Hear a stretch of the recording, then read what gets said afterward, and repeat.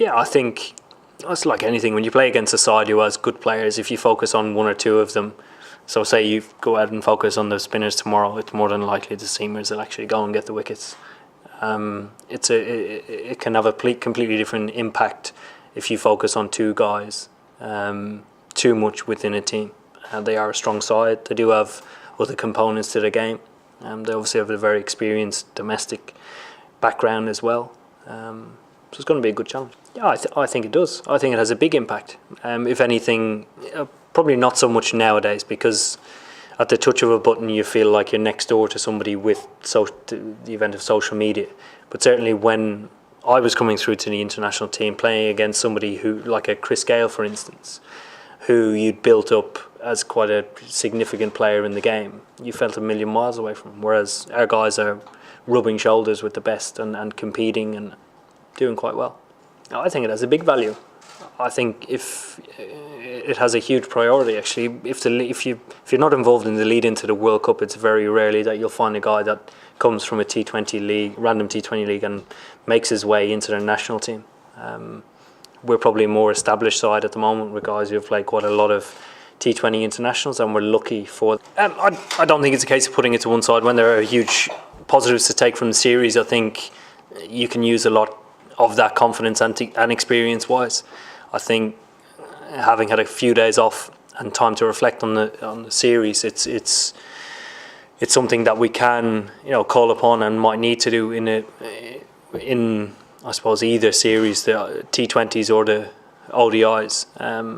When our backs are against the wall, I think it's important to be able to do that. So, haven't completely drawn a line under it.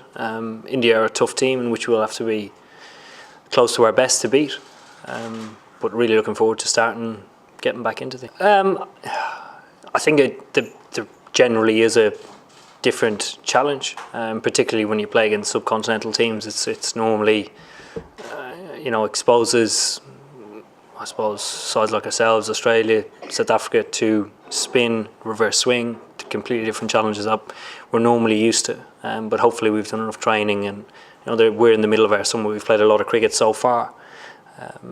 Hopefully we'll be able to deal with them. No, I think you will see more experimentation. I think we've got to be open to what might be the best combination down the line. I don't think here and now making a good solid decision and sticking with it for the next 2 years I don't think it's productive and healthy. I think if we can be as adaptable as we can moving forward, and with one eye on the World Cup, which is in Australia, and we've 2 seasons of the Big Bash to go through, some of our guys might go down there and absolutely tear it up. So you have to be open-minded about potentially changing the order down the line. I think it helps. I think it also helps that we have close to our full strength squad available for both series. I think with one eye on the World Cup, this series and probably the 50 over is coming at a really good time, because it will earmark some of the things that we need to work on between now and the World Cup next year. I hope so. I think our experience of playing in the IPL is a benefit to us. It exposes our players to the best, biggest competition in the world. And this year I think we had 9 picked up in the auction, 13 eventually going as replacement players. So it's the most we've ever had. So I think a little bit of both. Yes, it's a great exposure and experience for the players, but also it's an indication of where we're at as a team with the demand of our players. It normally does, yeah. The weather normally has quite a big impact on how the wicket's produced. And the grounds we go to, particularly in the T20 series, normally take a little bit as well. So, yeah, probably will.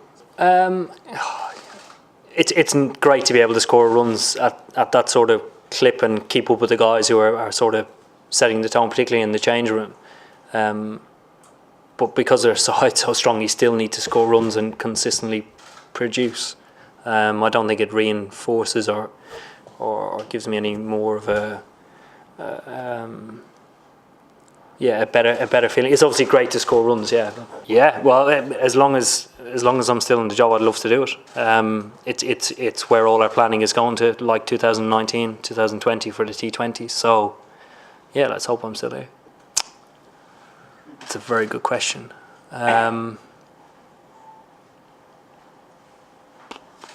I'm not sure. That's a very good question. I'm not sure I have the answer.